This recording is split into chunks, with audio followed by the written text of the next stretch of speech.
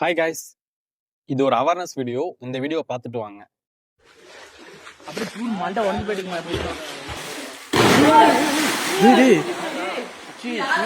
சூர்யா ரத்தம் வருதுடா, ரத்தம் வருது.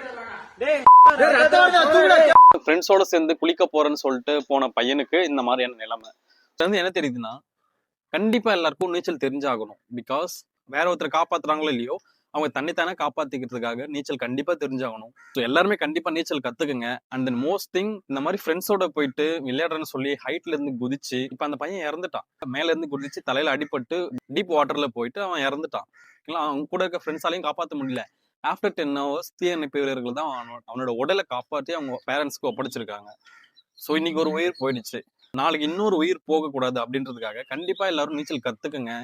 சம்மர் சீசன்ல மோஸ்ட்லி இந்த மாதிரி எல்லாரும் குளிக்க தோணும். பட் எல்லாருமே அவாய்ட் பண்ணுங்க. கூடா நட்பு கேடை விளைவிக்கும். இன்னைக்கு ஒரு உயிர் போயிருக்கு, நாளைக்கு மற்றொரு உயிர் போகாதுன்னு என்ன ஒரு நிச்சயம். பிகாஸ் சம்மர் லீவ் வந்துருச்சு, பசங்க எல்லாரும் கண்டிப்பா கிணத்துக்கு தான் போவாங்க குளிக்க. ஸோ இந்த வீடியோவை ஷேர் பண்ணுங்க, எல்லாருக்கும் ஒரு அவேர்னஸ் கிரியேட் ஆகட்டும்.